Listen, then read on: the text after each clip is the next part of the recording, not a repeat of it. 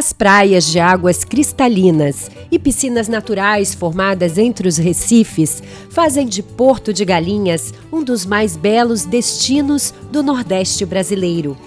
Este cenário paradisíaco vai receber em agosto o maior evento de propriedade intelectual e direito digital da América Latina.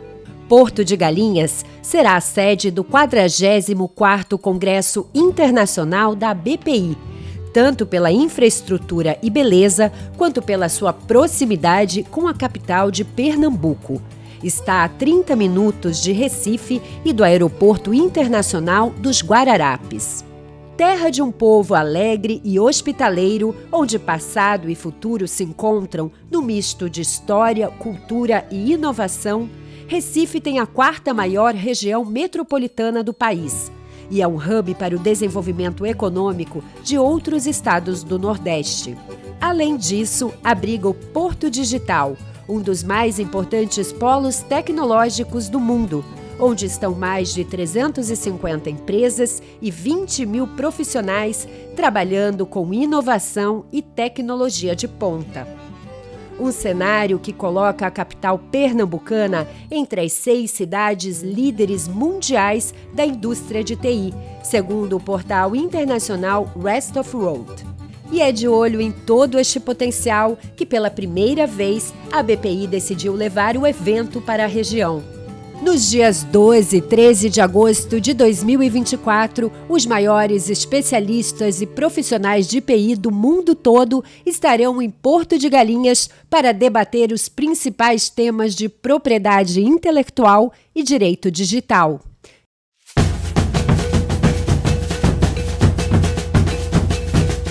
E também, é claro, para muito networking. Não perca a chance de fazer parte desse evento. Junte-se a nós no 44º Congresso Internacional da Propriedade Intelectual da BPI. Estamos ansiosos para te receber lá.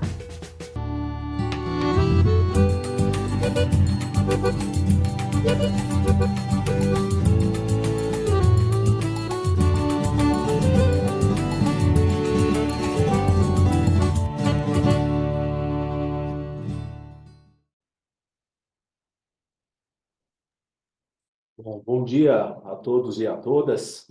É uma enorme alegria recebê-los, no início de uma manhã de sexta-feira, para o painel da nossa Comissão de Repressão às Infrações e CNCP, criada pela BPI, com o intuito de debater temas efetivamente de interesse que margeiam a nossa atuação, a atuação da associação na defesa, principalmente da propriedade intelectual. E queria agradecer a todos a disponibilidade de tempo, e a todas, disponibilidade de tempo e o interesse por esse tema, que de fato é bastante instigante.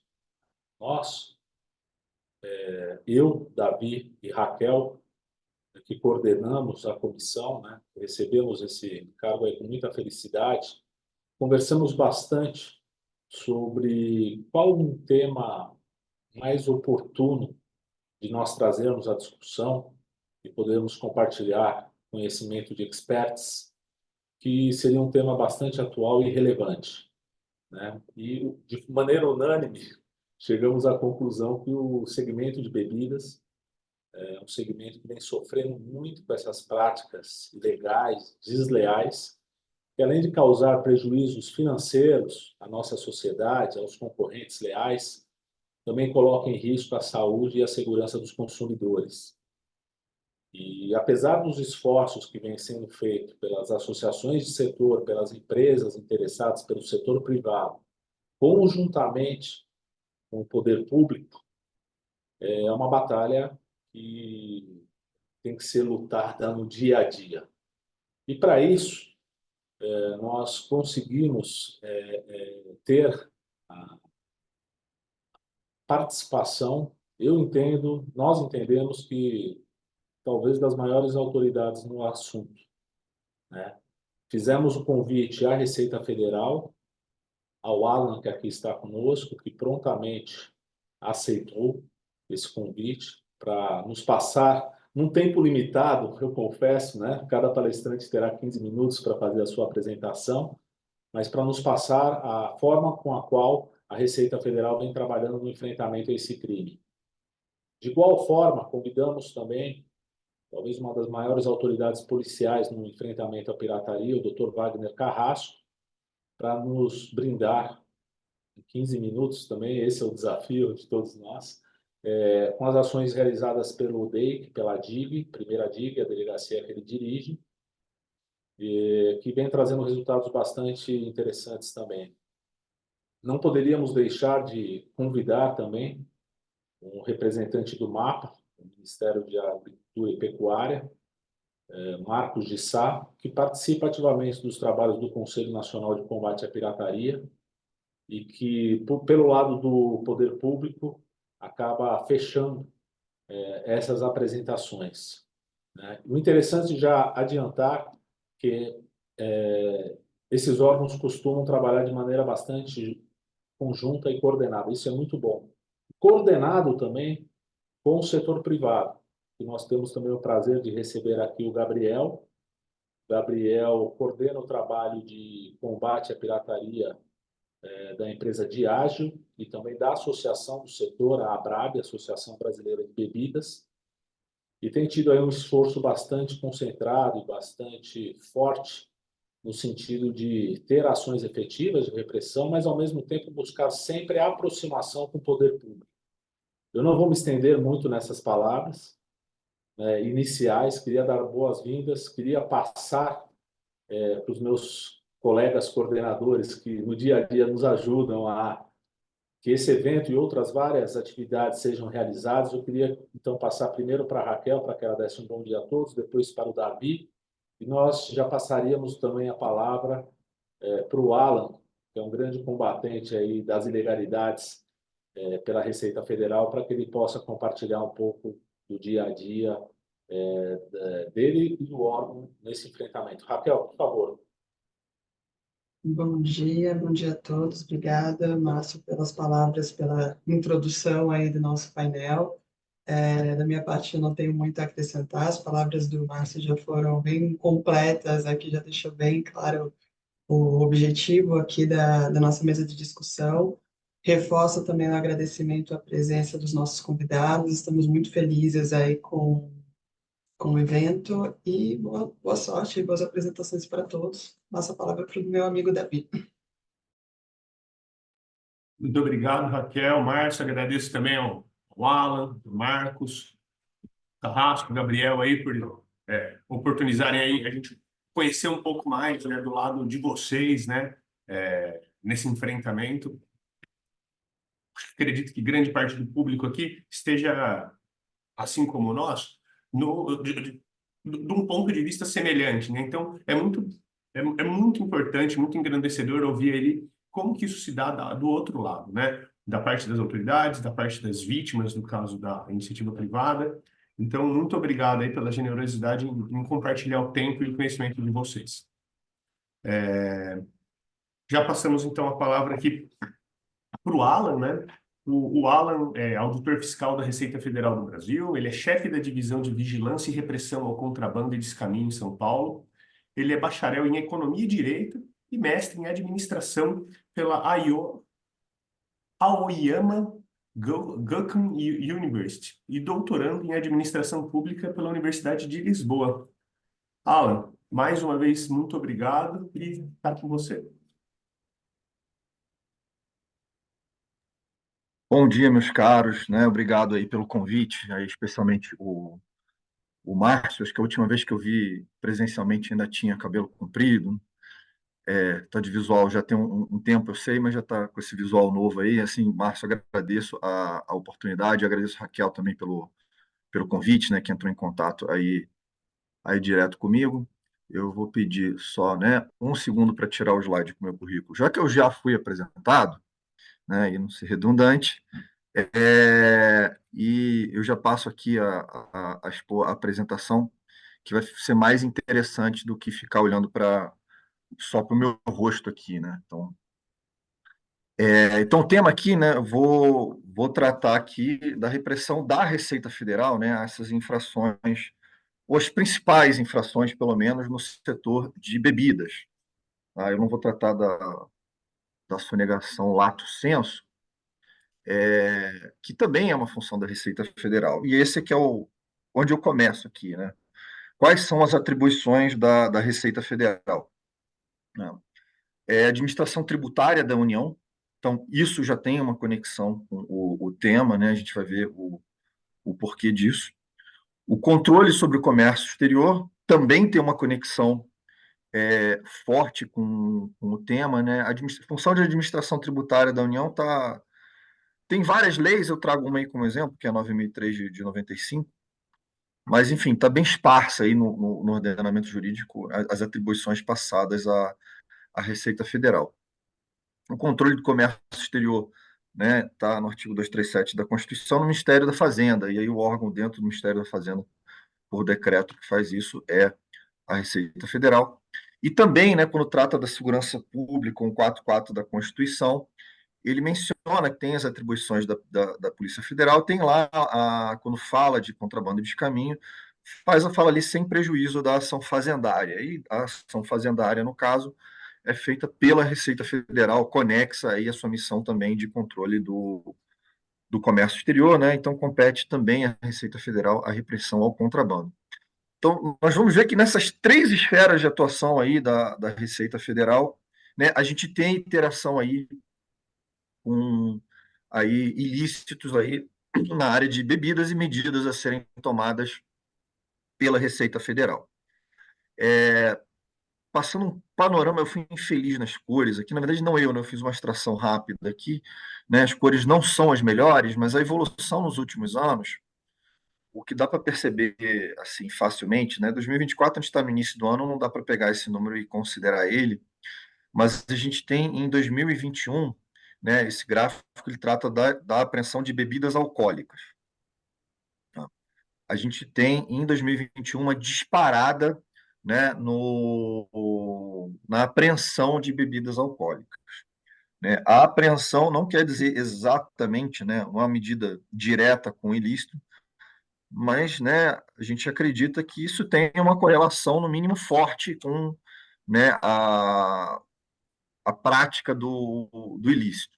A gente tem diversos ilícitos para reprimir, então, naturalmente até, né, o que está mais difuso, mais espalhado, o que está causando mais problemas na sociedade é um que vai acabar se refletindo nos números de apreensão.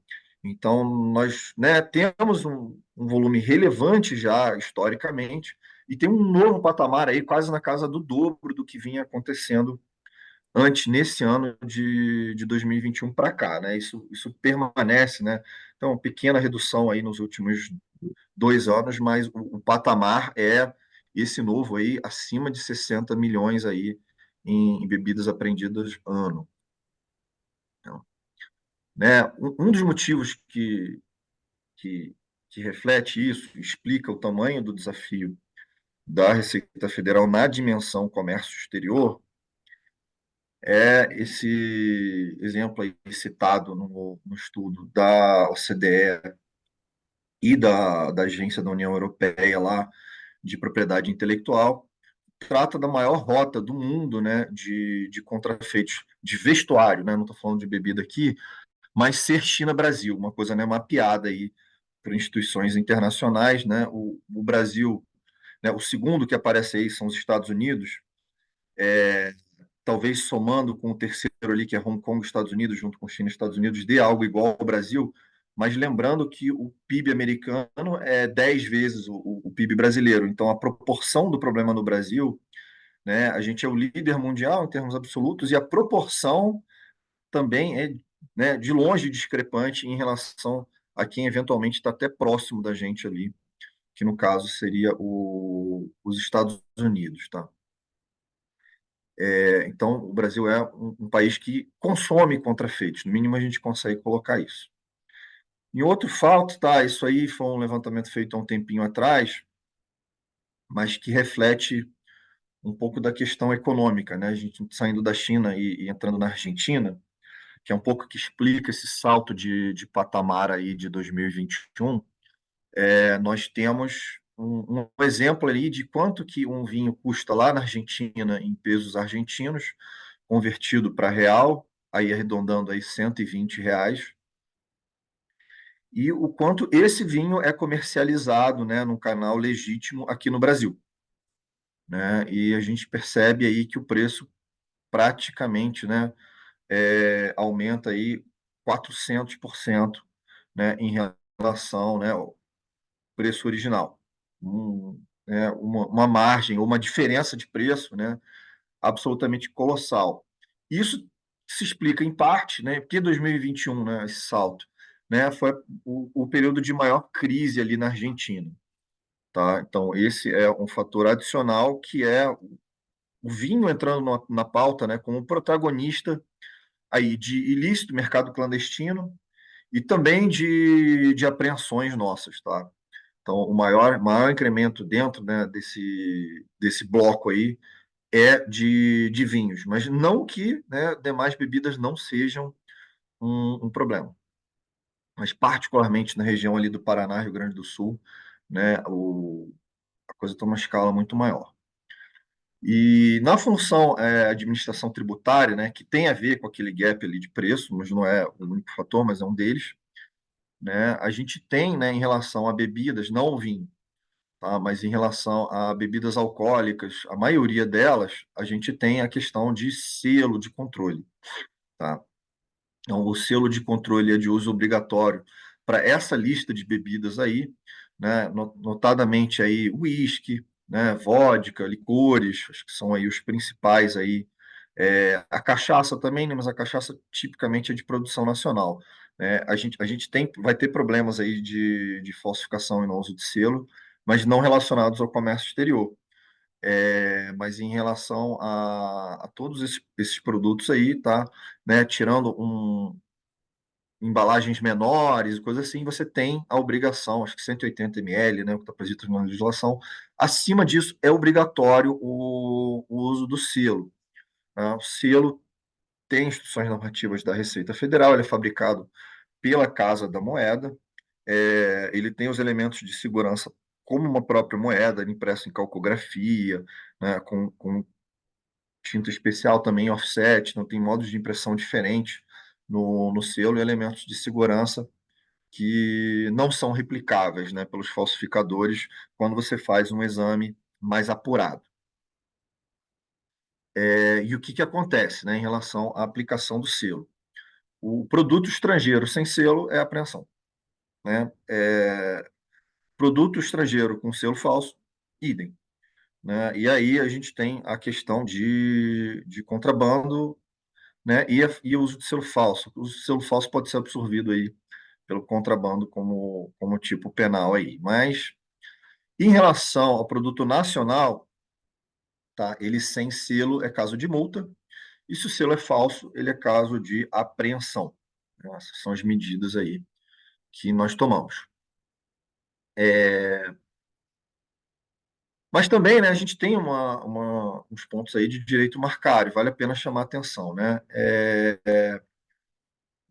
A gente tem o artigo 190, que trata também, né, em relação às marcas desses produtos e em relação a isso ser crime, e o 132 da, da mesma lei, na Lei de Propriedade Industrial, ele vai dizer basicamente o seguinte, né, que você, no mercado interno, é que ocorre a exaustão do direito, né, a First Sale Doctrine lá, né, que a gente tem aí em relação à exaustão do direito de marca, ele, ele se aplica no Brasil, mas se aplica, né, por esse artigo, pelo entendimento desse artigo aí, tá, no mercado interno, ou seja, não no mercado internacional. E, né, pelo 198, né, aí vale a pena, né, chamar atenção, né, marcas falsificadas. Então, a gente tem uma marca eventualmente legítima, né, que, né, a questão da importação paralela é o que a gente vai ver agora, então, a seguir, né. A importação paralela é o uso da marca legítima, mas a importação por alguém não autorizado. E o que diz o STJ, né, que a gente quer, a nossa corte alta aí e responsável pela interpretação da lei federal, tá? Que via de regra é proibida, tá? Com base nesse dispositivo aí, do inciso 2 do 132 da Lei de Propriedade Industrial, tá? É necessário, né, o consentimento da marca, né, porque a exaustão dela se dá somente de acordo com a Lei de Propriedade Industrial, tá, de forma nacional. Só que eu estou falando não de uma falsificação, estou falando de produto legítimo. E aí fica difícil usar o artigo 198. Então, o que eu concluo, né, disso? Né? A Receita Federal não poderia, de ofício, fazer essa apreensão. Ela seria realmente necessária que fosse feita a requerimento, mas é possível de ser feita a apreensão em caso de importação paralela. Tá? Então, porque ela é proibida. Só que a gente não consegue, de ofício, fazer essa apreensão, a gente vai depender de representação, né, do interessado. Agora, exemplos aqui de atuação direta aqui, né, da minha equipe aqui em zona secundária, né, já dentro do país. Né, a gente teve uma ação grande aqui que envolveu um distribuidor, né, ele abastecia o Mercadão aqui de São Paulo, né, um ponto turístico de grande, tinha múltiplos estabelecimentos de venda lá nesse ponto, né, aí a gente mapeou o depósito dele, né, para ter um resultado maior em apreensão. E aí foi isso que deu, né? A gente apreendeu 20 mil garrafas nesse depósito e o valor dela, né, chegava aí a 13 milhões de reais, né? Não só vinhos, como conhaques, mas vinhos e outras bebidas de valor realmente elevadíssimo, o que levou a essa apreensão realmente ser muito notória em termos de valor também, né? Não só alguém que opera em grande escala, mas com produtos de alto valor. E o que aconteceu nesse caso? Né? Ele foi questionado judicialmente, né? Foi objeto, inclusive, de uma liminar lá do TRF1, bem esquisita, uma liminar do TRF, né? Não do juízo de primeira instância, liberando isso. Né? Mas recentemente saiu a sentença de primeira instância, sustentando a atuação da Receita Federal, e um dos pontos, né, que é questionado e abordado lá é a questão justamente, né, da cooperação entre a Receita Federal e a iniciativa privada, né? Fala aí dos representantes, né? E como é legítima a participação deles, né? Inclusive na verificação em loco da diligência da Receita Federal, inclusive para a gente não ser arbitrário e ter um melhor critério técnico na hora de separar o que ingressou ilegalmente no país, né? O que está em situação ilegal do produto legítimo e não aprender até por equívoco produtos legítimos, né? Fortalecer tecnicamente a atuação da Receita com alguém que também domina bastante, né, a informação do que estava se tratando ali. É levantado aqui, né, a questão de que não era um trabalho casual, de que era um trabalho construído e que a consequência é a pena de perdimento, né, dessas mercadorias. Né? Então, concluindo aí pela condenação do, do autor ali, inclusive nos honorários. Né, isso ressalta e vale a pena chamar a atenção para a cooperação, né, entre a iniciativa pública e a iniciativa privada, né, e também, eventualmente, né, outro ponto a ser suscitado é a cooperação também entre o público e o público, né, o que pode levar, né, à soma de competências, né, e um alcance maior da ação, né, da Receita Federal em conjunto com demais instituições. Num, Um outro ponto, né? Essa já é uma ação desse ano, mas do início desse ano, nós apreendemos 500 mil reais ali em mercadorias no depósito em Santo André. Esse grupo também tinha já uma rede de 2 pontos ali de varejo, também foram abordados, mas naturalmente a principal apreensão foi no depósito de distribuição deles, né? Dá para ver que são pallets também, né, apreendidos. E, gente, ontem, né, a gente teve mais uma ação aí em Sorocaba, inclusive com, né, alguns incidentes aí de falsificação, né, também bastante mercadoria apreendida. Eu aqui já mais ou menos dando o meu tempo, então encerro se tiver aí algum espaço para alguma pergunta agora, senão também no final. fico à disposição aí de vocês. Está aí o meu contato. Eu agradeço aí o espaço e a atenção de todos. Alan, muito obrigada. Como sempre, apresentação impecável. Eu acho importantíssimo a gente jogar a luz na questão realmente da atuação da Receita Federal, porque aqui a gente não necessariamente esbarra no ponto da falsificação, né? Então, é um viés um pouquinho diferente, né? A gente quis trazer justamente para poder jogar a luz para a gente conseguir fazer o contraponto, porque quando a gente pensa em falsificação, a gente já, na nossa cabeça diretamente, a gente já associa o risco para o consumidor e tudo mais, mas a gente não pode ignorar também o risco e o que está por trás do mercado ilegal, desses produtos que entram objeto de descaminho no Brasil, o que isso significa com relação à evasão de divisas e tudo mais. Então, a gente agradece bastante a sua apresentação. Nós vamos deixar as perguntas para o final, aparecendo aqui algumas só para a gente manter a ordem aqui da apresentação e o cronograma mesmo, tá? Então, eu vou passar a palavra agora para o Dr. Wagner Martins Carrasco de Oliveira, delegado de polícia titular da Delegacia de Investigações de Crimes contra a Propriedade Material, a famosa primeira DIG do DEIC, especialista em ciências penais, mestre em adolescência em conflito com a lei, professor da Academia de Polícia do Estado de São Paulo e coautor de diversos livros jurídicos e sobre investigação policial.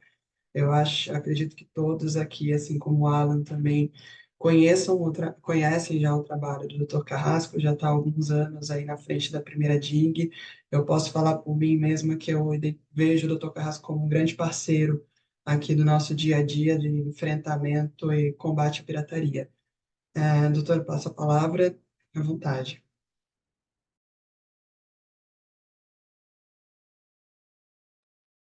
Tá mudo, Carrasco, se você puder ligar o microfone. Agora saiu? Saiu? Saiu. Beleza. Bom dia a todos. Muito obrigado, Raquel, pelas palavras. Uma enorme satisfação, novamente, estar participando de um evento aí do ABPI, que são sempre eventos muito importantes, né, esclarecedores e acabam agregando demais nessa questão da propriedade material. Parabenizo, inclusive, pela escolha do tema. Acho que é um tema bem pertinente, que vem ganhando um grande relevo na sociedade, né, nesses últimos anos, em especial nesse ano. É uma enorme satisfação estar com todos vocês aí, Gabriel, o Márcio, o Alan, a Raquel, que eu já falei, o Davi e o Marcos.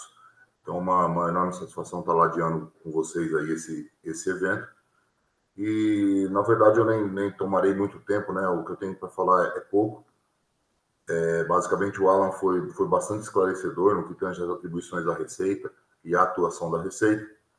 E nós já estamos aqui à frente na titularidade da primeira delegacia da DIG, né, que é conhecido como Delegacia Antipirataria do DEIC, que tem atribuição estadual, pertence à Polícia Civil, já há cerca de 5 anos.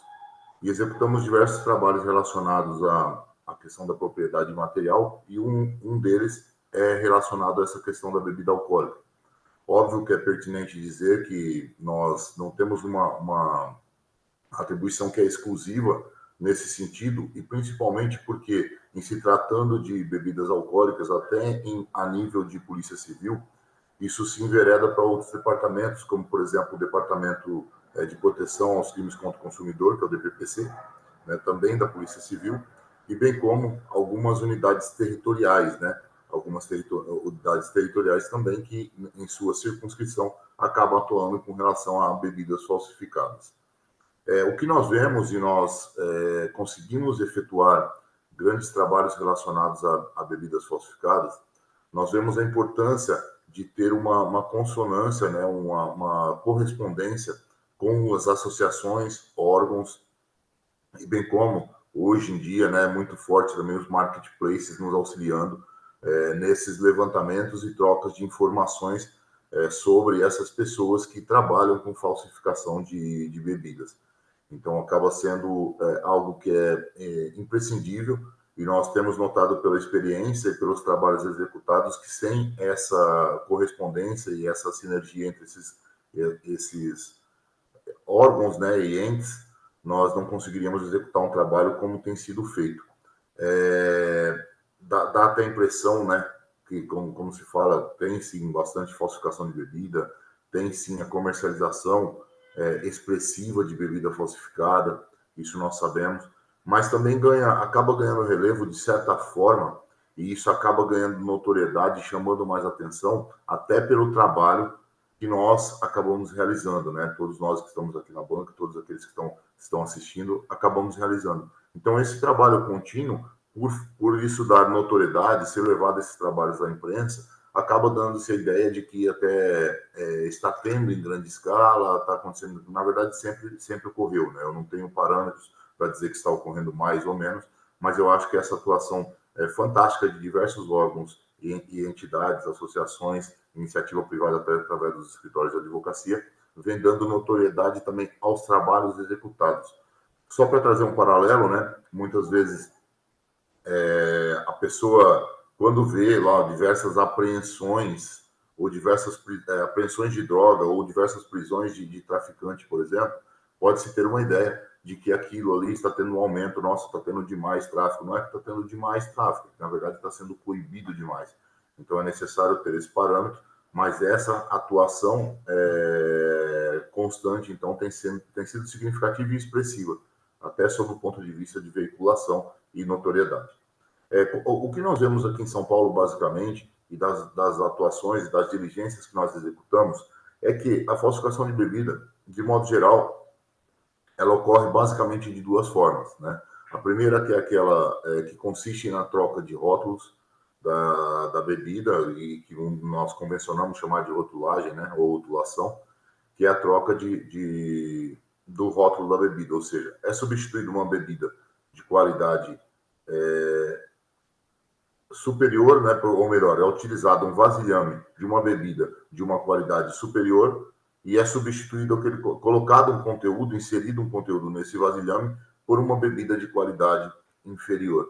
E aí isso é comercializado como se fosse essa bebida de qualidade superior, a fim de estar auferindo um maior lucro, haja visto que por questões lógicas, né, a de qualidade superior, ela tem, obviamente, um preço maior. Então, e para onde são vendidos e comercializados isso? Esse tipo de bebida e esse tipo de falsificação. Normalmente para as baladas, adegas às vezes comercializam isso, e festas, né? Então, de modo geral, festas mais acontecem, porque é vendido sob demanda. Então, de forma geral, vai ter um determinado casamento ou determinado aniversário e é feita uma encomenda lá, que alguém que conhece, que indica, etc., um indivíduo para que ele faça a venda de tantos engradados de bebida, e aí começa a ser feita essa produção. Daí também que se há uma dificuldade em ser executadas grandes apreensões nesse sentido, quando há essa troca de rotulação, porque o time, o tempo ali para a execução desse trabalho, ele tem que ser muito preciso. Então, às vezes, acaba dificultando por conta disso. E muitas vezes é feita a incursão, é feito o trabalho, é cumprido o mandado, e pouco acaba se aprendendo acerca de bebidas. O que é encontrado muito são rótulos, os próprios vasilhames, as próprias tampinhas, e aí não acaba se pegando muita bebida, porque muitas vezes não tem pronta essa bebida lá, porque houve aí um tempo, o tempo que foi executado talvez não foi o tempo preciso. E é muito difícil isso para nós, que atuamos no dia a dia, ter essa precisão quanto a esse tempo. A gente busca encontrar esse tempo correto, entretanto, nem sempre nós obtemos sucesso. Mas, enfim, tem essa primeira forma, então, de realização de falsificação que os falsificadores utilizam, que é a rotulação ou rotulagem. A segunda delas diz respeito à própria falsificação, né? A falsificação de preço do conteúdo da bebida. E isso acontece muito com os destilados de forma geral. Ou seja, é feito não que os destilados também não haja esse tipo de a troca de rótulo, que também ocorre nessa forma, em trocar-se, por exemplo, um uísque o rótulo, né? Ou ali colocar o conteúdo de um uísque mais barato dentro de um rótulo de um uísque mais caro. Isso também ocorre. Mas, assim, o destilado também tem essa possibilidade de haver a falsificação no que tange à própria produção.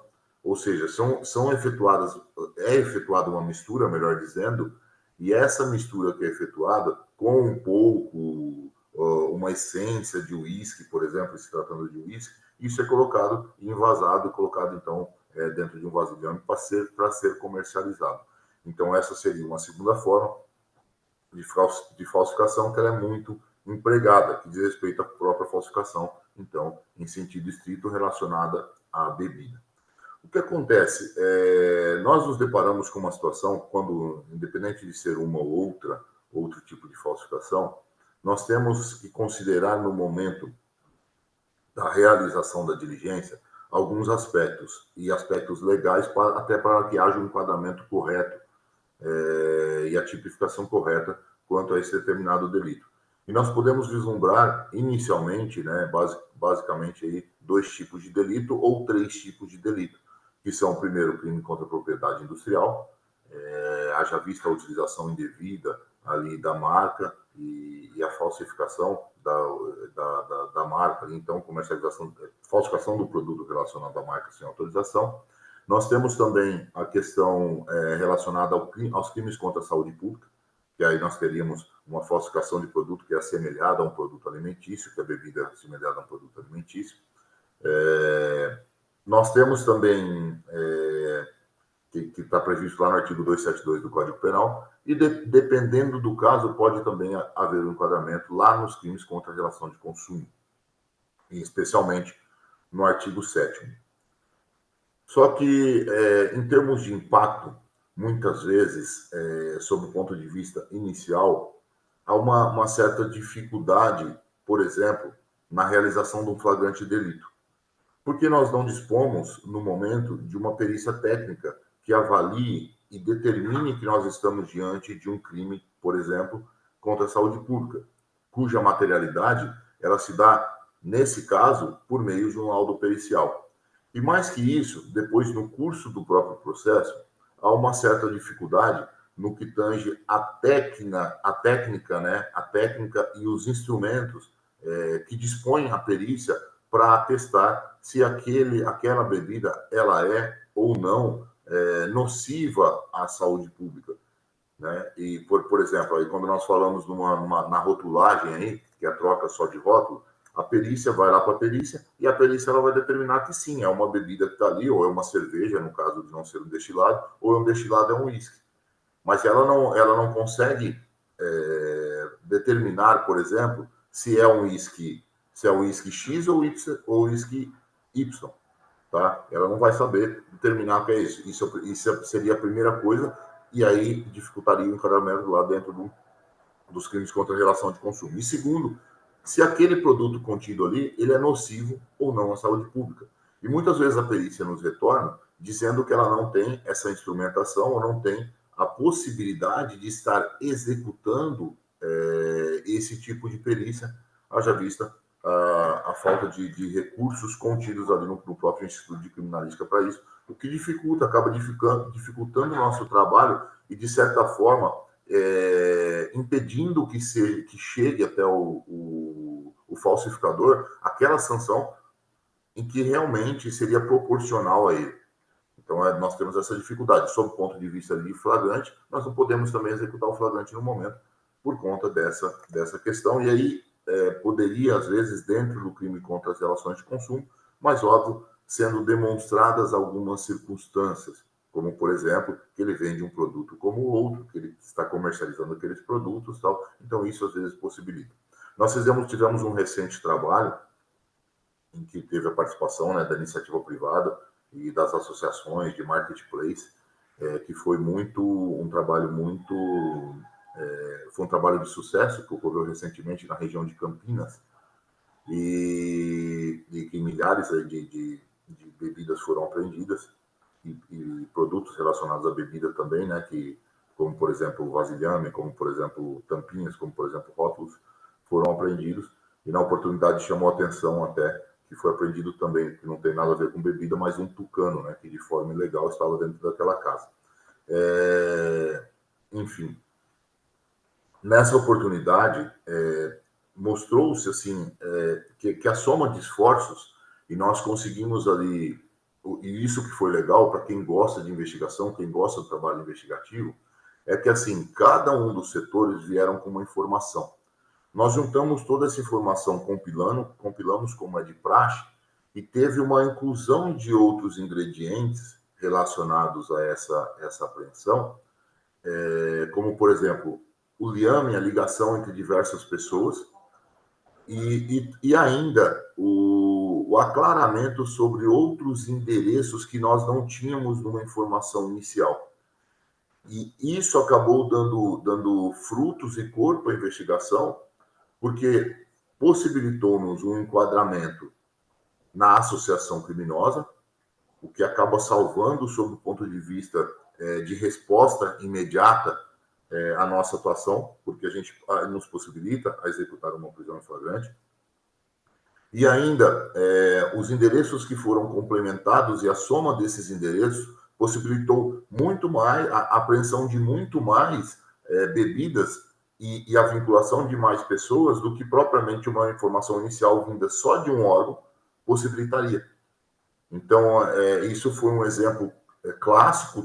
Nós tínhamos aqui dentro do que eu falei, do pouco que eu falei das formas de apreensão, nós encontramos essas duas formas de falsificação, quer a rotulagem, quer também a troca do conteúdo contido ali no vasilhame. Nós encontramos, isso acabou demonstrando, então, um exemplo prático de que a cooperação é algo muito importante, e ainda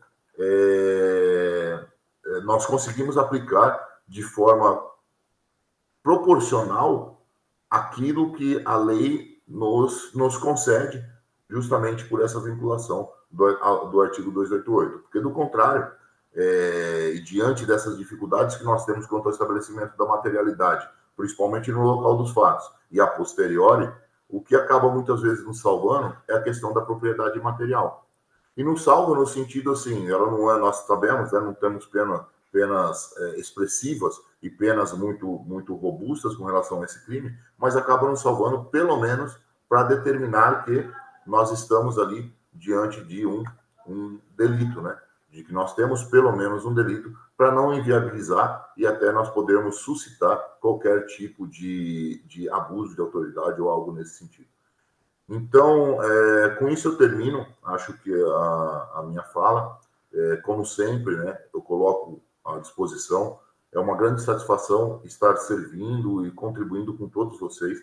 Nós somos já grandes parceiros, né, a gente já acaba se tornando até amigo, porque o rol de quem milita na propriedade material acaba sendo um rol restrito de pessoas e que sempre está ali, quer mudando de um órgão para outro, de uma associação para outro, de um escritório para outro, mas pela experiência e pela capacidade técnica de todos vocês, nós acabamos estando aí nos relacionando por força dessa questão do trabalho, e isso para mim eu considero muito expressivo, muito legal, a gente acaba criando uma afinidade e que acaba sendo muito legal. Então eu coloco aqui novamente a Polícia Civil, a nossa delegacia, ou melhor, a Polícia Civil através da nossa delegacia, que é a primeira delegacia da DIG do DEIC, à disposição de todos vocês. Muito obrigado, agradeço o convite, agradeço a oportunidade, é uma honra extrema estar participando com vocês aqui. Muito obrigado.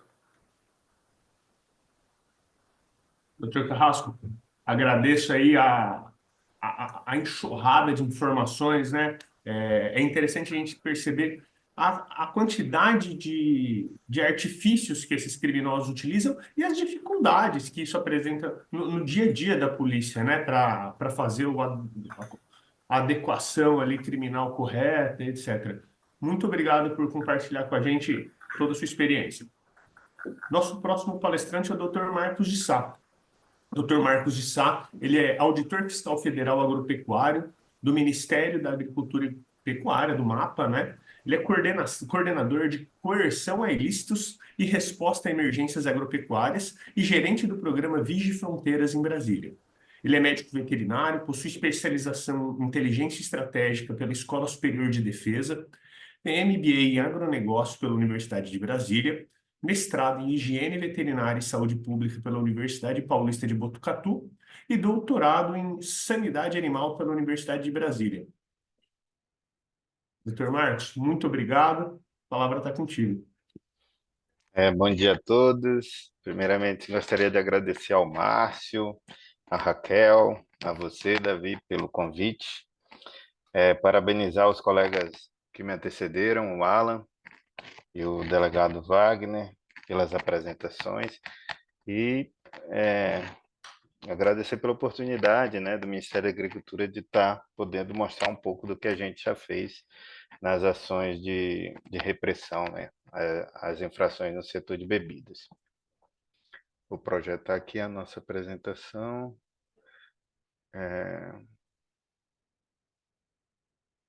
Vocês confirmam que está sendo projetada? Tudo certo, Ah, sim, doutora. tudo certinho. Então vamos lá. Eu sempre mostro esses slides em todas as apresentações, isso mostra a importância das ações integradas, né, entre os diversos órgãos. Essa imagem é antiga, mas ela representa uma ação que existe desde a Idade Média, né? E foi aqui que surgiram os serviços sanitários e fitossanitários de fronteira, que é o que hoje o Ministério da Agricultura faz em conjunto com a Receita Federal e a Polícia Federal nos pontos de ingresso de todo o país. Então, esses serviços eles atuam em conjunto desde a Idade Média, na entrada dessas vilas medievais, e eles, da parte zoossanitária e fitossanitária, eles faziam a inspeção tanto nos animais quanto nos produtos que iam adentrando essas vilas, para evitar a introdução de produtos de risco, de animais com doenças, produtos vegetais que tivessem alguma praga, alguma afecção que pudesse trazer problema para o interior da vila medieval, né? E esse slide também eu gosto de mostrar a diferença do regular para o irregular, né? É importante mostrar que no comércio regular, o serviço público, né? O Estado, ele tenta criar regras para que possa mitigar o risco para o consumidor ou para a sociedade como um todo. Então, o Ministério da Agricultura faz isso, né? Ele cria os meios para certificação, para registro, dependendo do tipo de produto, no caso da bebida seria o registro mesmo, e esses requisitos, essas exigências que estão presentes na legislação brasileira, são para tornar o risco desse produto, no caso a bebida, mínimo possível para que ele seja aceitável para a população. E leva sempre em consideração o interesse público. Então, toda e qualquer bebida, para que seja importada ou comercializada no Brasil e fabricada no Brasil, ela tem que ter registro. Então, justamente por isso. E no comércio irregular, o risco é totalmente desconhecido, porque não se sabe de que forma são produzidas essas bebidas, né? De onde vêm, onde são produzidas. O risco é mais alto em função disso. E o interesse pessoal é meramente do infrator, né? Que está trazendo esse produto irregular. No caso do comércio irregular, além de todas as ações de fiscalização da área de bebidas do Ministério da Agricultura, que fiscaliza os estabelecimentos produtores, o comércio das bebidas no país, na importação, isso é feito pela Vigilância Agropecuária Internacional. Então, toda e qualquer bebida, para que seja importada, ela está sujeita a registro e somente é permitido o ingresso dessas mercadorias por locais onde exista a representação da Receita Federal e, em conjunto, Ministério da Agricultura, Polícia e outras agências que atuam nessa fiscalização do comércio internacional. E o comércio irregular é aquele que ocorre tanto por outros locais, ou seja, não passa pela fiscalização desses órgãos reguladores, como também é o comércio de produtos falsificados, fraudados, produtos irregulares como um todo. E eu gosto de mostrar esse slide também, que ele mostra as duas principais consequências, como que é tratado o comércio irregular no âmbito da defesa agropecuária no mundo inteiro. Então, isso para os organismos internacionais de referência. Eu não vou falar de agroterrorismo, porque não seria o caso, mas no caso dos agrocrimes, eles acontecem, essa é uma denominação que já vem sendo utilizada no mundo inteiro, que são produtos que são introduzidos no país, onde o infrator tem como objetivo meramente a sua vantagem pecuniária ou concorrencial ou financeira, né, em relação ao comércio regular. E isso fez com que, em 2020, fosse feito um acordo de cooperação entre a Organização Mundial de Saúde Animal, a Organização Mundial para a Agricultura e Alimentação, da Organização das Nações Unidas e a Interpol, para combater esses agrocrimes, né? Que são essas ações ilícitas no comércio internacional. E por quê? Porque isso é a principal causa de emergências nos países. Então, seja emergência agropecuária, seja emergência em saúde pública, são esses ilícitos com produtos agropecuários. E aí, com relação às nossas competências, né, até então a defesa agropecuária ela se limitava às irregularidades em termos administrativos, né, nas suas fiscalizações, e de 2020 para cá isso vem sendo colocado nas competências da Secretaria de Defesa Agropecuária, que seria o combate a ilícitos relacionados à defesa agropecuária. Isso que fez com que surgisse essa atividade que hoje é desenvolvida pelo Vice Fronteira. Então, a nossa área está se especializando no combate a atividades ilícitas, tanto que o fruto do nosso trabalho é um relatório técnico onde a gente faz a representação junto à autoridade policial para que eles possam atuar na investigação dos crimes relacionados a essas atividades irregulares. Outra mudança importante também é que as ações de defesa agropecuária foram incluídas no Programa de Proteção Integrada de Fronteiras. Então, até 2022, o PEPIF, que é de 2026, que tem como objetivo, né, fortalecer a prevenção, controle, fiscalização e repressão dos delitos transfronteiriços, ele não observava as ações de defesa agropecuária, e houve essa inclusão no final de 2022, conforme está descrito aqui. Então, esse decreto 11.273 alterou o 8903 de 2016 e colocou as ações de defesa agropecuária nas diretrizes, objetivos e medidas de combate a ilícitos. Isso foi muito importante porque aí permitiu com que o Ministério da Agricultura passasse a realizar mais ações conjuntas, tanto com a Receita Federal, quanto com a Polícia Federal, com as outras polícias, Polícia Civil, Polícia Militar, nos estados também. Então, esse foi um marco para nós em relação ao combate a atividades ilícitas. E, da mesma forma, já esse ano, né, bem recente, foi publicado esse decreto 12.038, que institui a Política Nacional de Fronteiras, tem como objetivo também fortalecer a fiscalização e repressão a ilícitos transnacionais, e ela também incluiu as ações de defesa agropecuária, juntamente com as de controle aduaneiro, como objetivos, né, dessa política nacional, reforçando, né, a importância da defesa agropecuária.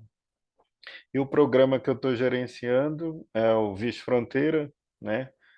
Ele foi instituído por lei, artigo 41, e ele tem por objetivos, né, impedir o ingresso de substâncias e agentes biológicos de risco, evitar o ingresso de produtos agropecuários que não atendam aos padrões requeridos, que seriam o caso das bebidas não registradas no Ministério da Agricultura, e conter os danos causados pela introdução desses produtos de risco. E também prevê a atuação integrada, produção e difusão de conhecimento em cooperação com outros órgãos. E por que aí aliado ao que o Dr. Wagner falou, né? Com o crescimento do agronegócio, houve um aumento da demanda por produtos e insumos agropecuários, aumento da demanda de fiscalização das atividades regulares. Então, Os estabelecimentos que são corretos, eles procuram a regularização e o registro tanto de seus estabelecimentos como de seus produtos junto ao Ministério da Agricultura. Quanto mais demanda por registros, isso vem em conjunto com toda a parte do crescimento econômico do país, né? A capacidade fiscalizadora do irregular foi reduzida, porque a demanda por registro de produtos e estabelecimentos também aumentou. E essa redução da capacidade fiscalizatória aumentou também o interesse do crime organizado. Então, a gente vê que, principalmente na região sul do país, é um grande envolvimento das organizações criminosas também no contrabando de bebidas e na falsificação. Isso a gente pode perceber nas operações e as autoridades policiais naquelas regiões também ressaltam isso como um evento que vem acontecendo de forma cada vez mais frequente. E como que eles atuam, né? No comércio ilegal, eles atuam com produtos sem registro, não autorizados, falsificados ou adulterados, contrabando, descaminho e roubo de carga. E o que é que favorece, né? O mercado com crescimento econômico, o mercado está maior, se torna um mercado lucrativo, porque, no caso, as penalidades, pelo menos para contrabando e descaminho, são mais brandas, né, em relação a outros crimes, outras penalidades. O que é que favorece, né? A diferença do valor, como o Alan já falou, do câmbio e tributos praticados entre os países, a demora também nos processos de registro, que limita a disponibilidade de produtos.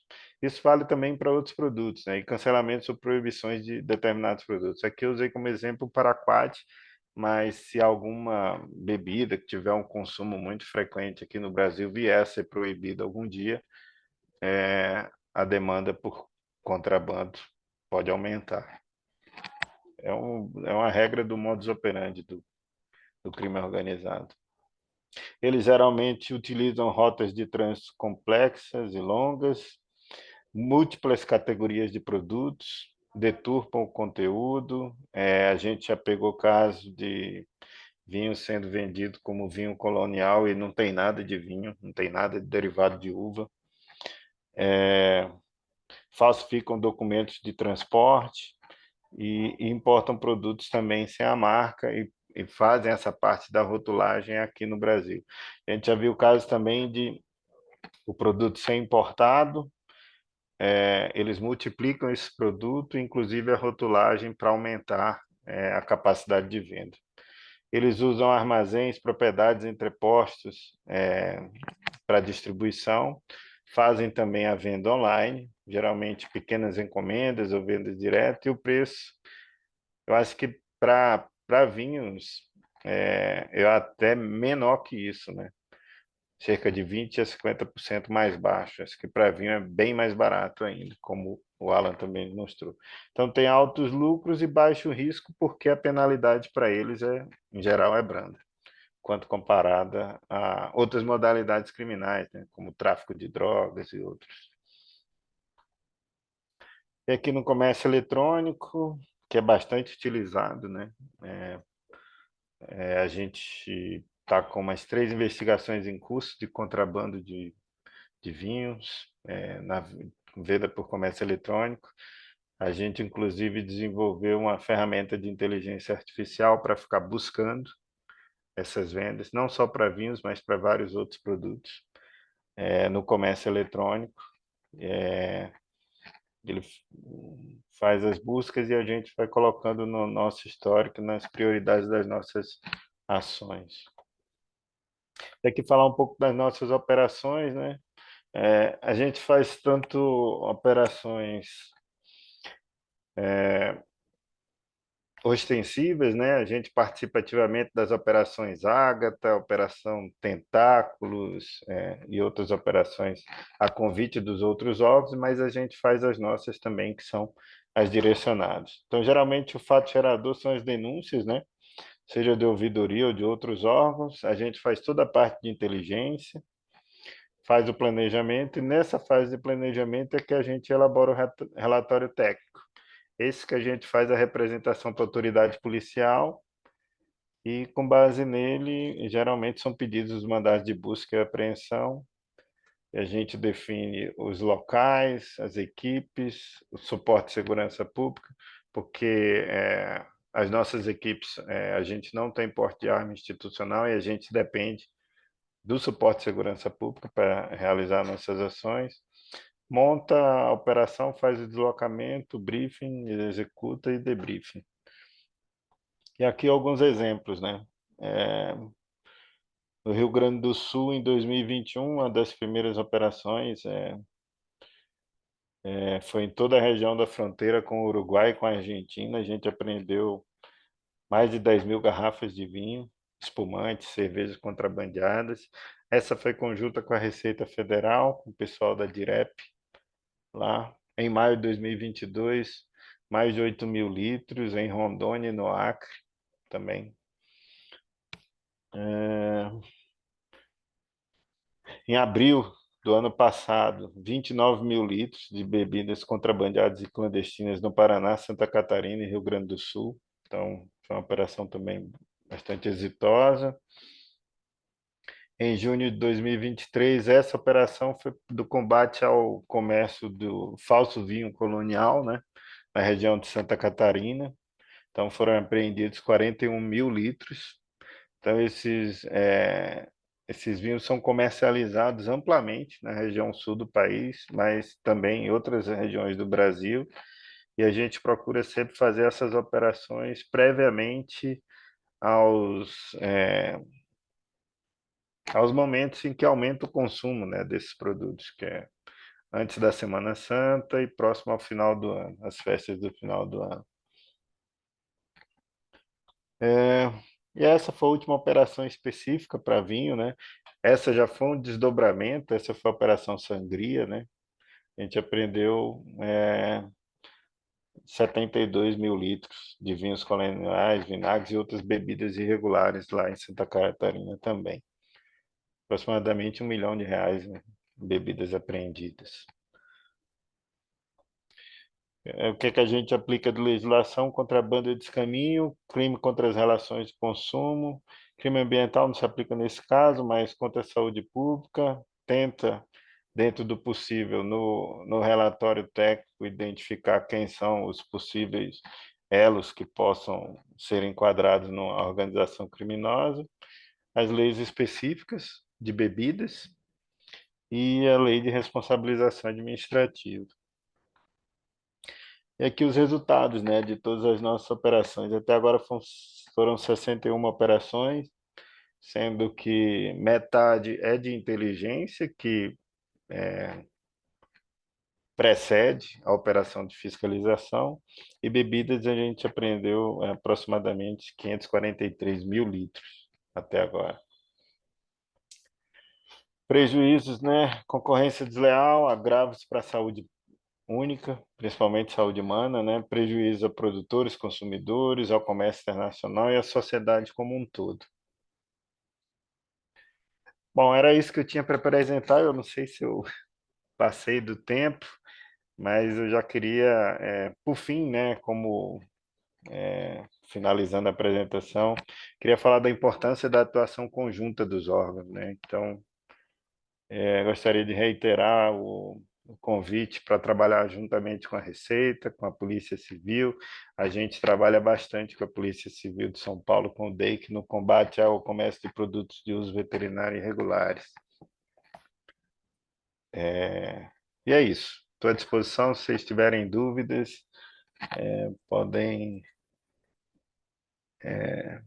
me contactar. Muito obrigado. Nós que agradecemos, Marcos, eu acho que cumpriu muito a nossa intenção, que seria trazer, né, a visão e o dia a dia de cada uma dessas autoridades tão importantes para o enfrentamento a diversos crimes, mas aqui mais voltado à questão de propriedade intelectual, né? E é interessante a presença no discurso de vocês da necessidade da união de esforços, né? Porque do lado de lá o crime está organizado, a gente precisa se organizar para salvar a nossa sociedade e os princípios que norteiam toda a nossa economia e a concorrência leal.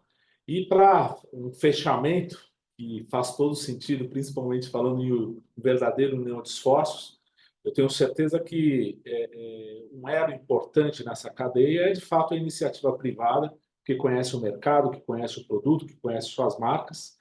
E nós, quando formalizamos o convite para o Daniel e para o Gabriel, assim como para vocês, torcemos para que eles pudessem aceitar e nos brindam aqui também com uma apresentação que eu imagino que eles vão dividir, e já é como uma apresentação final do nosso encontro, que eu tenho certeza que temos trazido informações extremamente relevantes, né? Então, a iniciativa privada aqui representada pela Diageo e pela Abrab, o currículo tanto do Daniel quanto do Gabriel, eu vou tentar dar uma resumida, né? Mas o Daniel é advogado pós-graduado em Direito Civil e Processual Civil, oficial veterano do Exército Brasileiro com experiência nas Forças Especiais, atuando no setor privado como executivo de segurança corporativa e investigações há mais de 15 anos, líder de iniciativas setoriais no enfrentamento ao mercado ilegal de bebidas e combate à pirataria há mais de 10 anos, com experiência na América Latina e no Brasil. É também o coordenador do Comitê de Combate ao Mercado Ilegal da Associação Brasileira de Bebidas, a ABRAB, e secretário executivo do Grupo de Proteção às Marcas, o BPG. Como vocês podem ver, um currículo muito especializado, muito extenso. Obrigado, Daniel, por sua participação. E o Gabriel, além de um grande amigo, é advogado atuante na área de propriedade intelectual, com especialização em tributação nos negócios de tecnologia e da propriedade intelectual, pós-graduado em Direito Empresarial pela FGV de São Paulo, também pós-graduado em Propriedade Intelectual, Direito do Entretenimento, Mídia e Moda pela Escola Superior de Advocacia da OAB de São Paulo, e atualmente ocupa o cargo de consultor de inteligência antifraude e brand protection na Diageo Brasil e membro do Comitê de Repressão ao Mercado Ilegal de Bebidas na Abrab. Eu passo a palavra para vocês. Vocês vão encerrar o nosso encontro. Prazer tê-los aqui e a divisão fica com vocês. Se possível, só eu pediria para que a gente pudesse respeitar o tempo. Apesar de um pequeno atraso, vocês vão ter uma lambuja por aí. Daniel, Gabriel, sejam muito bem-vindos. E a quem fez as apresentações anteriores, muito obrigado e parabéns. Obrigado, Márcio. Me escutam bem? Ótimo. Bom, queria agradecer aqui, doutores Márcio, Davi, Raquel, pela oportunidade da gente estar aqui hoje falando como setor privado da indústria de bebidas, aí para os colegas, e a quem cumprimento aí todos os demais advogados que estão aqui conosco, mas também todas as demais autoridades aí, inclusive estendendo esse cumprimento também a Alan, doutor Carrasco, doutor Marcos, grandes parceiros aí que atuam em colaboração com todo o esforço do setor privado nesse enfrentamento ao mercado ilegal de bebidas. Eu vou colocar uma apresentação que a gente preparou para poder facilitar a nossa conversa. Eu peço aí, se por acaso já estão visualizando a apresentação? Está sim, Daniel. Ótimo. Pessoal, falando um pouquinho aqui sobre a parte de repressão ao mercado ilegal de bebidas alcoólicas, e aí aproveitando toda a experiência já trazida pelos que nos antecederam, eu gostaria de trazer aqui um pouquinho do problema que a gente tem como um todo no setor de bebidas ilegais, setor de bebidas e o mercado ilegal de bebidas. Uma empresa especializada em realizar estudos de mercado internacionalmente reconhecida, que é a Euromonitor International. Eles fazem pesquisas frequentes, monitorando e avaliando o tamanho de mercado ilegal, inclusive por modalidade de ilícito. Quando a gente olhou para o estudo que foi publicado em 2019, referente aos dados de 2017, apontava que o tamanho de mercado ilegal de bebida era de 17,6 bilhões de reais no Brasil. E ali a gente tem ali uma predominância na modalidade de ilícitos, a parte de evasão fiscal. E aí, doutor Ala já identifica ali como que é importante o papel da Receita e como que efetivamente a Receita tem feito um papel excelente em conter, reduzir os problemas relacionados à evasão fiscal, também contrabando de descaminho como um todo, assim como o MAPA faz a parte da produção sem registro, né, que é como órgão fiscalizador do setor de bebidas também, atua e tem sido bastante atuante também nessa frente, enquanto que a gente vê que naquela parte que diz respeito aos crimes, principalmente de falsificação, né, e eventualmente até desculpa, eu peço desculpas aqui pela impropriedade, está ali contrabando, mas no setor de bebidas predomina o descaminho. A gente também tem toda a parte da atuação das polícias judiciárias como um todo, principalmente da Polícia Civil, das polícias civis dos estados, e aí bem exatamente ao ponto que trouxe o Dr. Carrasco. E a evolução desse mercado ilegal para 2023 já nos brinda aí um tamanho de mercado que cresceu mais de 200%, chegando a 56, quase 57 bilhões de reais. Se a gente somar a esse tamanho de mercado ilegal as perdas de arrecadação, a evasão fiscal e toda a perda fiscal que o governo sofre com o tamanho de mercado ilegal, que chega a mais 24,2 bilhões de reais, a gente tem aí que o tamanho total de mercado ilegal e impacto do setor de bebidas alcoólicas chega a 85 bilhões de reais no Brasil, infelizmente. Né? E falando um pouquinho desse tamanho como um todo, a gente mede ali em hectolitros, a informação ali seria 2.155. Vamos arredondar e trazer para uma medida que todo mundo conhece. Seriam 215, aproximadamente, milhões de litros de bebidas no mercado ilegal. E eu não estou falando de litros de bebida, perdão, são litros de álcool puro. Vamos considerar que uma garrafa de uísque, de cachaça, de vodka tem, em média, 40% de teor alcoólico. Então, é como se a gente pegasse essas 214 milhões de litros de álcool puro e multiplicasse por 2,5 para a gente ter o tamanho da dimensão que isso representa em quantidade de garrafas ilegais no mercado. Do total, se a gente pegar todo o setor de bebidas, quase 16% é ilegal. Se a gente pegar só o setor de destilados, a gente fala de um percentual muito maior. Esse percentual ele passa a ser de quase 30%.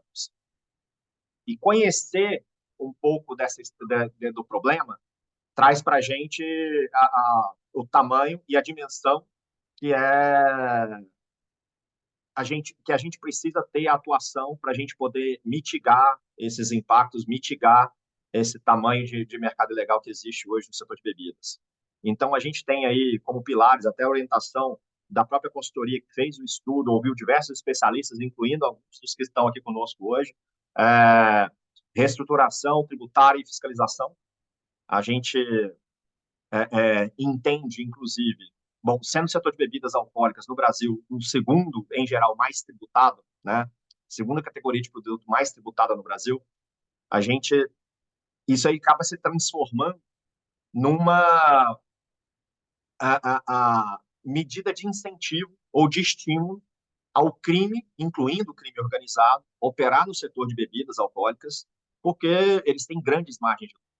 Uma vez que o crime, muito menos o crime organizado, eles não pagam imposto. Então, esse é o estímulo, e quanto maior o imposto, maior é esse estímulo, porque maior é a margem de ganho do criminoso. A gente também tem essa preocupação com cooperação entre os players, ou seja, toda a indústria é unida. Eu costumo dizer que o trabalho meu, do Gabriel, em liderar essas iniciativas no setor de bebidas alcoólicas, nós somos facilitadores para as conversas de todas as agências de enfrentamento ao mercado ilegal, de aplicação da lei, para que a gente tenha essa interlocução baseada na gente com todos os players do setor de bebidas, tá? Então, às vezes, apesar da gente ter ali o crachá da Diageo, a gente atua quase sempre com uma procuração de quase todas as demais empresas através das associações que a gente representa. E a gente busca também e tem ampliado cada vez mais o papel de educação, tanto do consumidor como também das próprias autoridades, da parte de capacitação e tudo mais. E a gente tem aí, até já é uma demanda antiga, tanto do MAPA como também da Receita, que a gente combata, auxilie nos trabalhos de enfrentamento à evasão fiscal que existe no setor de bebidas, principalmente com a questão de subnotificação, e que a gente melhore os requisitos aí de rastreabilidade desses produtos, apresentando não só para os consumidores, mas também para as autoridades, todas as informações que são relacionadas a esses produtos, da cadeia logística de produção até aonde a gente tem o controle da cadeia efetiva de distribuição desses produtos, justamente para que a gente consiga identificar de forma mais facilitada os ilícitos aí no que diz respeito à parte de desvio dos produtos e como que o mercado legal pode atuar. Falando de alguns impactos, então a gente fala de danos à saúde diversos, incluindo o risco de morte. Um risco pode ser multiplicado, uma vez que, né, bebida ela é um objeto que está quase sempre presente em momentos de celebração, então existe compartilhamento dessa bebida e potencialmente afetando várias pessoas ao mesmo tempo. Estimula a criminalidade, né? E aqui, pessoal, até trazendo uma figura que talvez na parte de enfrentamento não seja tão comum e tão divulgada. E por que a gente fala tanto em crime organizado atualmente, envolvido, já quase inerente à atividade do mercado ilegal de bebidas? A gente tem, inclusive, a parte do crime as a service, né? O crime como serviço. É o crime como facilitador, os criminosos atuando como facilitadores para o cometimento de crimes por uma parcela maior de criminosos. Então, e aí, Dr. Carrasco, quando mencionou aí a respeito da dificuldade, inclusive, de fazer a caracterização do crime contra a saúde pública, o criminoso sabe disso, né? Então, ele faz o quê? Ele faz a produção de tampas, rótulos, consolidação de garrafas vazias e vende os kits junto com essências para que ele fuja automaticamente das eventuais penas aí relacionadas aos crimes contra a saúde pública. É o crime contra a saúde pública do 272, parágrafo 1º, que é até 8 anos de reclusão. E aí ele fica justamente sujeito aos crimes contra a propriedade material, né? Que a gente sabe que tem penas bem mais brandas e ele delega, vamos dizer assim, a atividade de maior risco para ele, para outros criminosos falsificarem. Só que com isso ele acaba dando escala nessa produção de bebida ilegal no todo o Brasil. E aí é onde a gente tem uma grande dificuldade. E incluindo nessa parte do que diz respeito à questão da exigência de prova de nocividade das bebidas, eu até queria colocar que um dos esforços da indústria consiste exatamente em solicitar sempre à justiça para que sejam considerados crimes contra a saúde pública, no caso de falsificação de bebida, com a aplicação da tese do perigo abstrato, uma vez que exigir a prova de nocividade não considera o risco que existe à coletividade com aquela bebida falsificada, sem nenhum padrão de higiene, sem nenhuma observação de boas práticas de fabricação e manipulação desses elementos e bebidas. A bebida, nesse caso, equiparada aos alimentos. E aí, eu vou passar aqui agora para o Gabriel, que é o grande agente aí do setor para poder fazer todos os trabalhos aí relacionados à parte de enfrentamento, com capacitação, parcerias, colaboração, para que ele possa continuar aí nas explicações do que todos os esforços que a indústria tem feito atualmente. Por favor, Gabriel. Obrigado, Dani. Na verdade, queria agradecer aqui, começar agradecendo o Márcio, Davi, amigos de longa data, né? Dr. Carrasco, Alan, pela parceria também de bastante tempo, Marcos. Bom, o Dani disse bastante aí, né, sobre o trabalho que a gente tem efetuado nos últimos tempos, a importância. E dentro desses pilares, né, não só o repressivo, a gente entende também que o consumidor precisa ser orientado quanto relacionado à compra, né, onde adquirir esses produtos, mas também o Dr. Carrasco trouxe uma observação importante, que é a importância da iniciativa privada junto com a pública, e como que isso, essa entrega, esse engajamento em conjunto, traz resultados efetivos. Vídeo o caso que ele trouxe aí com o Marketplace, que teve até a apreensão de um tucano, né, doutor? Então, a gente tem buscado muito essa questão de treinamento junto aos agentes públicos, então, junto aos ICs, tentando buscar uma parceria junto com alguns marketplaces, então, que o exemplo é o Mercado Livre, o Magalu, a B2W, a Amazon, que tem nos atendido super bem nessas demandas relacionadas esse caminho, ao combate à pirataria propriamente dito, com excelentes resultados. Aqui está uma foto até recente que nós tivemos em Brasília, na Instituto Criminalística da Polícia Federal, onde tivemos, né, Dani, a oportunidade aí de conhecer e também entender um pouco da questão de nocividade, como são feitos esses laudos. Então, acaba sendo importante esse reforço, iniciativa pública-privada no trabalho efetivo. Não vou me estender muito, mas, Dani, se você puder passar o próximo slide. Opa, voltar um. Aí acabou. Enquanto o Dani volta ao slide, Por favor.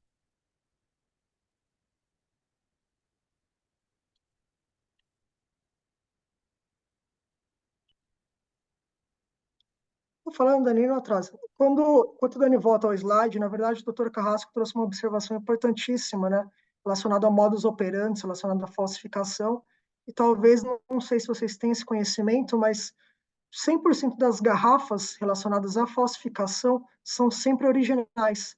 As garrafas são sempre partem do princípio de reinvase, de reutilização. Por isso a dificuldade trazida pelo Dr. Carrasco também é um outro pilar que nós utilizamos junto ao Glass is Good, que é o slide que o Daniel daqui a pouco vai mostrar a vocês, que é um programa que eu tenho muito orgulho, nascido na Diageo, hoje pertencente à Abrab, que nada mais é do que trazer o ESG, né, a massa de vidro efetivamente com a recuperação das garrafas, tratando esse resíduo, mas também com viés de proteção de marca. Então, grandes eventos, grandes shows, a exemplo Lollapalooza, que teve agora, nós vamos aos eventos, todos os dias essas garrafas são recolhidas, são trituradas todas as noites. Dessa forma, evitando que 6, 7, 10 mil garrafas voltem ao mercado como principal matéria-prima da falsificação. Então, o trabalho repressivo é importantíssimo, educacional, mas também o trabalho aí junto com a sustentabilidade para que se tire de mercado essas garrafas e que não voltem a ser matéria-prima do reinvase e da falsificação propriamente dita. Basicamente era isso, a gente está com um pouquinho de tempo, não quero estender, quero deixar para as perguntas, mas reforço aqui o agradecimento aos colegas, efetivamente, aqui da sala. Não, Gabriel, Daniel, nós que temos que agradecer.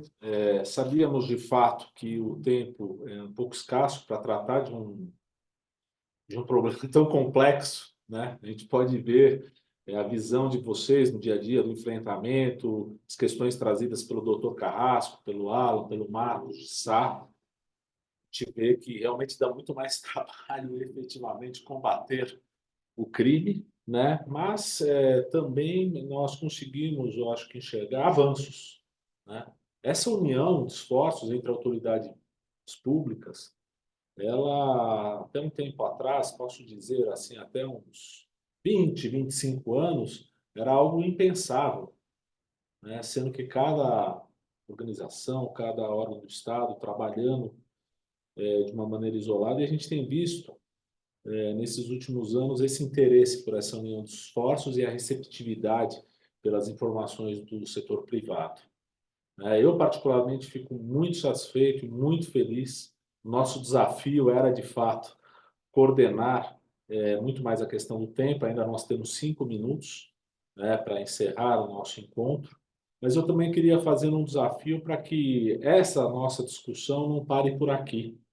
Nós temos um órgão que tem desenvolvido há 20 anos um papel muito importante na união de esforços de formatação de uma política pública, que é o Conselho Nacional de Combate à Pirataria, do qual, de uma forma ou de outra, todos nós participamos. Eu tive o orgulho de, há 20 anos atrás, ser o secretário executivo do Conselho, ter tido essa experiência, mas nós devemos, eu acho que, levar cada vez mais esse tema, inclusive na celebração dos 20 anos do Conselho, que vai ocorrer esse ano. É um setor que merece toda a atenção. Os prejuízos financeiros compartilhados pelo Daniel são assustadores, mas não podemos esquecer dos prejuízos à população, à saúde e à segurança dos consumidores, que eu acho que essa é a bandeira maior que todos nós temos que carregar. Então, disciplinados com o tempo que nos foi concedido. Nós vamos redigir um artigo ou uma nota, eu, o Davi e a Raquel, sobre esse nosso encontro, né, para divulgar. Tem que divulgar, sim, tem que divulgar para que a população fique ciente. Passo primeiro a palavra para a gente não vai ter tempo, infelizmente, de responder as perguntas, pelo menos nesse horário que nos foi destinado, mas nós nos comprometemos a encaminhar a cada um de vocês as perguntas de quem aqui participou.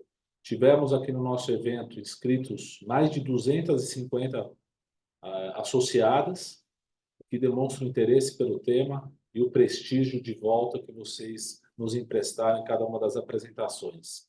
Então, com meu agradecimento especial, passo a palavra para a Raquel para uma consideração final, algum comentário. Na sequência, para o Davi, cada um de nós, ou de vocês agora tem 2 minutos, e agradecendo a audiência qualificada que nós tivemos para esse encontro, que nos empolga a continuar discutindo e trabalhando de forma integrada. Muito obrigado a todos. Raquel. Obrigada, Márcio. Minhas palavras serão breves, justamente em razão do tempo, mas eu só queria destacar um ponto também, que a gente falou muito aqui da parceria público-privada, né, que é inegável. A gente tem visto essa parceria escalar cada vez mais e principalmente também a colaboração entre as autoridades públicas. Hoje a gente consegue viabilizar forças-tarefas que envolvem a Polícia Civil com a Receita, com algum órgão fiscalizatório da administração, então isso é cada vez mais corriqueiro até no nosso dia a dia. Mas eu queria também destacar a parceria entre as instituições privadas também, que a gente comenta até que a área de repressão às infrações é uma área um pouco diferenciada, porque nós temos escritórios parceiros concorrentes ou marcas concorrentes trabalhando, unindo esforços para o mesmo objetivo. Então, isso é muito interessante e cada vez mais, aqui eu com o chapéu de representante de marca, né, a gente tem essa ciência de que se não unirmos esforços, a gente não consegue alcançar o objetivo. Porque apesar da gente estar ali representando a marca do nosso cliente, eu acho que tem muito, quando a gente escolhe, picado ali pelo mosquito da repressão às infrações, o combate à pirataria, a gente se propõe a fazer algo além. A gente não se limita apenas a atender aquela dor direta do nosso cliente, mas tem também o interesse social, né, o objetivo social por trás. Então, eu só queria destacar esse ponto e agradecer mais uma vez aqui todos os palestrantes, Alan, Dr. Carrasco, Marcos de Sá, Daniel, Gabriel, que abrilhantaram muito aqui a nossa discussão hoje. Davi, com você agora. Obrigado, Raquel. Obrigado, Márcio. Agradeço a todos vocês que compartilharam aqui as suas experiências, seus conhecimentos conosco. Agradeço a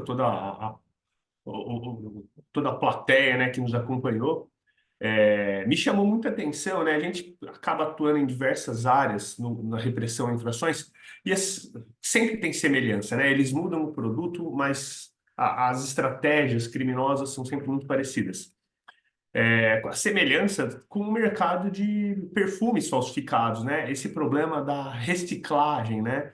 E a solução dada, que é garantir que esse produto seja trazido de volta, o que é, além de proteger o mercado, tem uma pegada ecológica essencial e que vem de encontro aí às iniciativas dessas empresas. Enfim, todo o resto já foi dito aí, não vou me estender, só finalizar agradecendo mesmo e nos vemos aí, como sempre. Um abraço, muito obrigado, gente. Antes de finalizar, eu queria não cometer uma indelicadeza também de agradecer, não deixar de agradecer a todo o apoio da BPI, as meninas que possibilitaram envio dos convites, nós estarmos no ar. Então, agradeço a equipe da BPI também por todo o apoio que nos prestou. Desejando a todos vocês um fim de semana aí de muita paz, descanso, felicidades e até uma outra oportunidade. Muito obrigado a todos vocês. Bem lembrado, Márcio. Um abraço.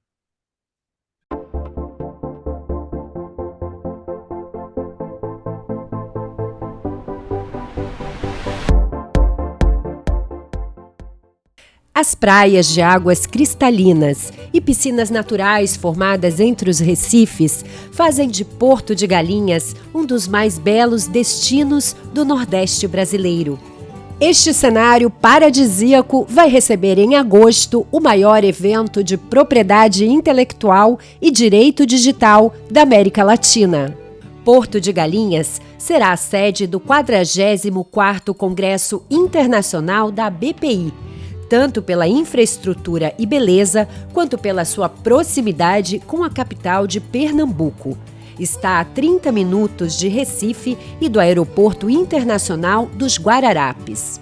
Terra de um povo alegre e hospitaleiro, onde passado e futuro se encontram no misto de história, cultura e inovação, Recife tem a 4ª maior região metropolitana do país e é um hub para o desenvolvimento econômico de outros estados do Nordeste. Além disso, abriga o Porto Digital, um dos mais importantes polos tecnológicos do mundo, onde estão mais de 350 empresas e 20 mil profissionais trabalhando com inovação e tecnologia de ponta.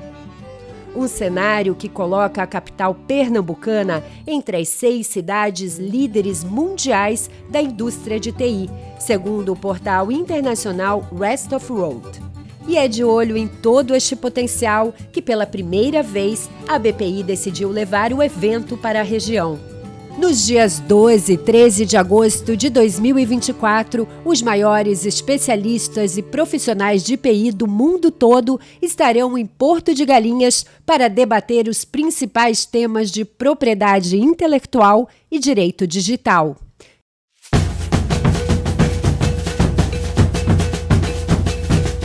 E também, é claro, para muito networking. Não perca a chance de fazer parte desse evento. Junte-se a nós no 44º Congresso Internacional da Propriedade Intelectual da BPI. Estamos ansiosos para te receber lá.